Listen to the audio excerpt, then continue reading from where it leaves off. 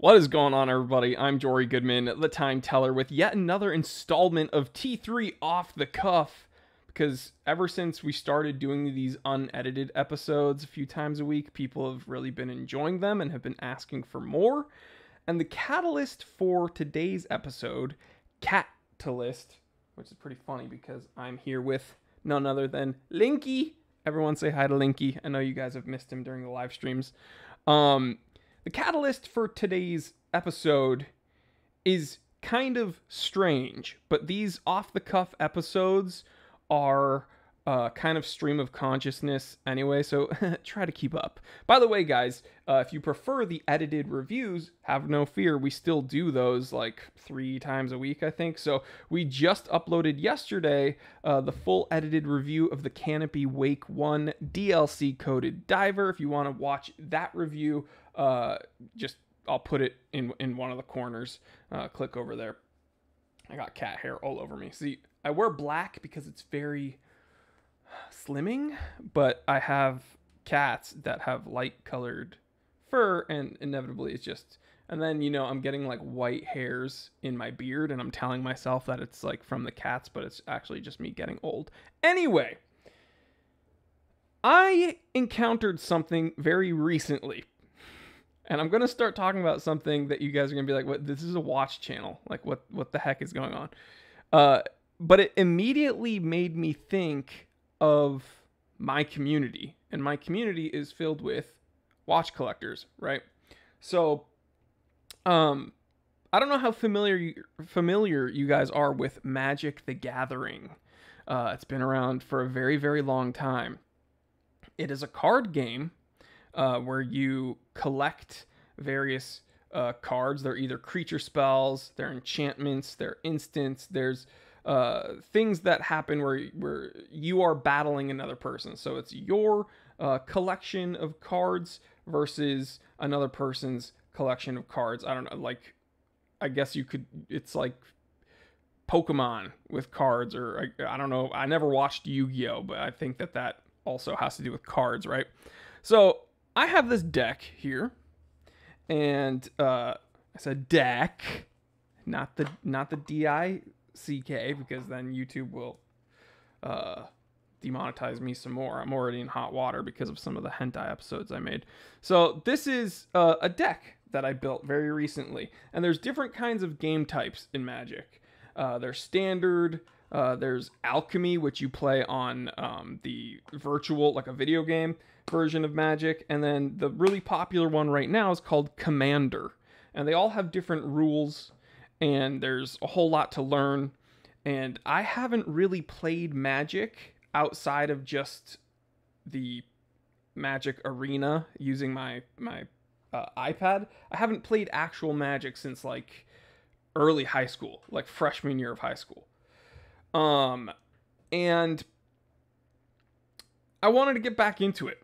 There's a game store fairly close to where I live, and they have event nights where you show up and you can either play like scheduled D&D, Dungeons and Dragons. I've never played Dungeons and Dragons, but I think it sounds really freaking cool, and I am a total nerd when it comes to like anime and RPGs, so I feel like, you know, I that would be right up my alley. And, you know, I thought, hey, making one of these Commander decks and showing up to the shop, I might, you know, make some friends, have some fun, and it'd be a cool way to do something outside of my comfort zone, right? That's what I always say during my live streams. You got to get out of your comfort zone. Bye, Linky. Linky is like, this is too nerdy for me. He just dipped out. So I go to the shop, and I snoop around a bit, ask some questions. Hey, when do you guys play Commander Magic? And they were like, oh, well, we do it, I think it was like Monday, Friday, whatever. You can show up and play whatever you want, is what I got. That was the gist of things. And they were like, join the Discord, and you can just ask anybody. You can just be like, hey guys, I'm new here. I'm fairly familiar with Magic, but I'd like to meet some people that are okay playing with a noob like me, because I just built my first Commander deck. Bear with me, this pertains to watches, I promise. People are already like, what the F is T3 talking about right now? So I did just that. I joined their Discord and I was like, hey guys, for whoever's out there on the channel right now, I'm new to playing Commander. I just built my first Commander deck. If anybody would be interested in playing with a noob, then let me know, because I'm fairly local and I'd love to, you know, meet you guys and hang out and learn some more about Magic.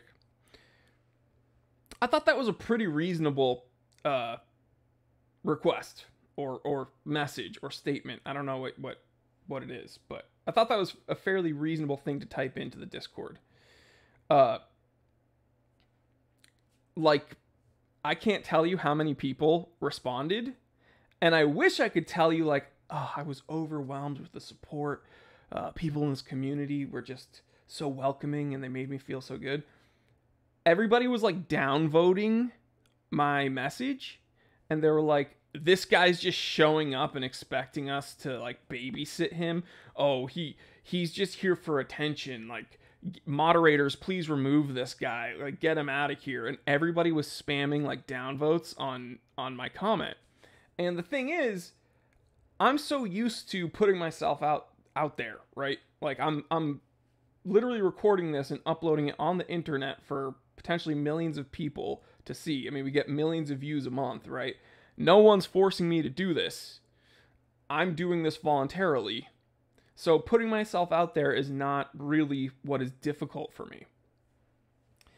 However, it's not the same with a lot of you guys. A lot of you guys aren't necessarily super comfortable with just being vulnerable and asking for help or requesting something or just simply putting yourself out there. And I get that. And this is where it kind of crossed over in my mind. I was like, okay, these guys are assholes, first of all. Like, everybody that responded and was a dick to me, I'm just not going to interact with them. And I'm sure there's some good eggs in the bunch, but everybody that was responding and being mean, they're jerks. I don't have to interact with them. They don't know me. I don't know them. Bada bing, bada boom. But I realized that I get messages all the time, like daily, from people in the watch world that are, you know, novice collectors, even people that have been collecting longer than me. And they ask me my opinion on their collection or on a watch that they just got. And I tell them, it's your watch. Do you find enjoyment? Does it make you feel good when you look at it and wear it? Is it something that you yourself are proud of? And when they inevitably answer yes to those questions, then I say, then that's great. Then it's the best watch for you. I think you made a great decision. Because you don't need me to validate your watch purchase or your collecting strategy or the overall collection as it stands. It is your collection. And while I love answering questions, and I am usually the guy talking like to you guys, this kind of humbled me, this experience, because I realized, why am I always complaining about Hodinkee? And like, why am I always complaining about these turtleneck wearing, tweed sport coat wearing horologists that I come across? Like, I personally come across. There's people that I encounter that truly believe that like anything under a 5-figure watch is just garbage. And I'm here to tell you that that's not the case. And people have told me in my inbox that they've gone to certain places or they've tried to interact with certain people in the watch world and they've been snubbed. They've felt snubbed. They've felt put down. They felt lesser than. And I'm here to tell you, the whole point of my channel was to make content that I wish I had when I first started collecting. And I wanted it to be inclusive and I wanted it to be fun. And people, like, the number one complaint, the reason I don't grow as fast as some of these other channels, and the reason why I don't get as many views as some of these other channels, and the reason why when you go on Reddit you hear, like, there's threads about me just being like the worst person ever, and I'm an idiot and whatever. And if you saw the hate mail, most of it pertains to me being Jewish, but if you saw the hate mail I got, you'd be like, why the heck is this guy still doing it? Because I love it. I love being with you guys and hanging out with you guys. But what I'm getting at is part of the reason that I am not necessarily one of, like, the biggest channels in the watch world is because I put fun and passion before the watches themselves. Whereas some people literally want just the watches. And I could do my hyperclinical character. But the truth is, like, I put the fun and the energy and the passion up front before I even consider the watch that I'm talking about. And it's because that's what I wanted my experience to be in this hobby, in this world, in this now business environment that I'm in. I still, watches kind of take a back seat to the fun and passion, because if it's not fun and passionate and honest, then who cares what I'm talking about, right? So this off the cuff rant might not have been the funniest. So I'm gonna kind of give you some comic relief. Here's my favorite card in my collection. It's called the Milady, and for 3 fires and 1 lightning, you can do the Tips Fedora move. And then for 3 green and 1 colorless, you can do the more Fedora tipping, and it's like hyper effective.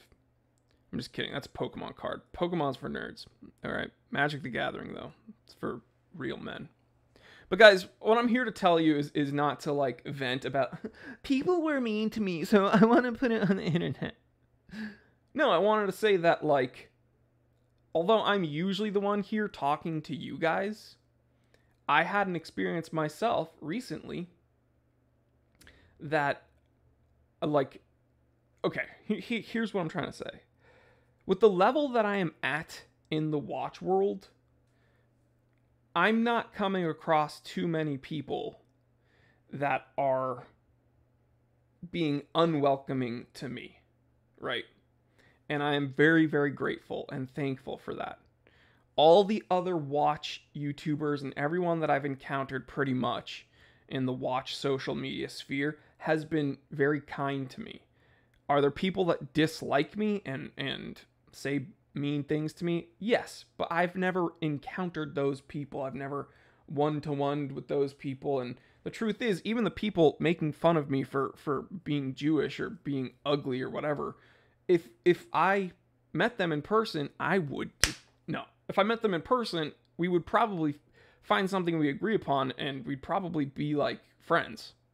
So I get it. When you're disconnected from people and there's a screen in front of you, I mean, everyone uses the word keyboard warrior, but when you're disconnected from, like, humanity, it's very easy to just say whatever you want, act however you want, and not really feel the repercussions. But when you're in front of another person, and you're mean to them, it feels much worse. Like, you actually, there's like a sinking feeling. It doesn't feel good.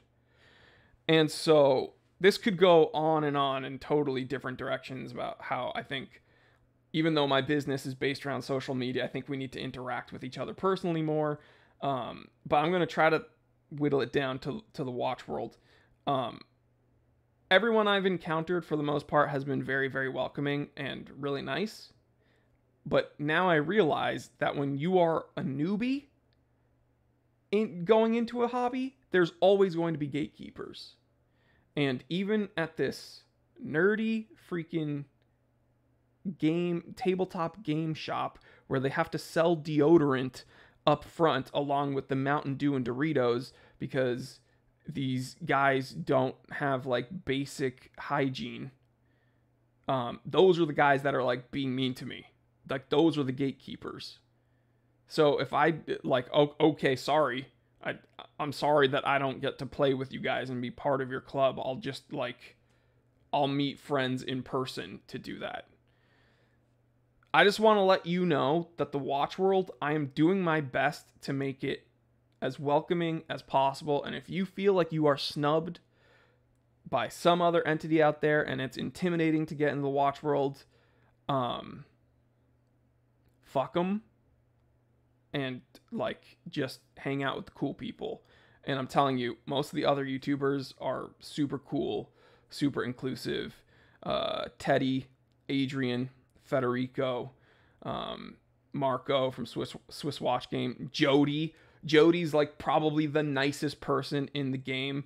They're all really cool guys, and I would have a very hard time believing that they would gatekeep anything. So we all have our opinions, we all have our likes and dislikes, but being like, what is the point of gatekeeping anything? Like, the whole point of a hobby, for the most part, is sharing it with other people that are into the hobby. Especially in like this setting where it was like you need people to play against. You need opponents. So like, are you trying to like psyop me and get me in my head before I show up and like, oh, I'm already intimidated? Dude, if you guys saw me in person, I mean, you camera sees me from here up. If you saw me in person, like, you guys aren't intimidating me, you milady fedora tippers. I'm not scared of you. Speaking of I'm not scared of you, check out the Time Teller shop. We have some really cool T3 Powerlifting Club We're Not Scared of You merch. Shameless plug. So yeah, guys, just have fun with the hobby and include people. And don't exclude people, and unless they're being dicks. Unless they're being like the people in that Discord. And so I know, like, you probably never thought I would talk about Magic the Gathering, but I just wanted to bring that up. I didn't tell the time. It's 3:17 p.m. We just got down to business. I will catch you on the next episode. Again, watch that episode we released yesterday about the Canopy Wake 1 diver. It's really cool. One of my favorite microbrand divers in my collection.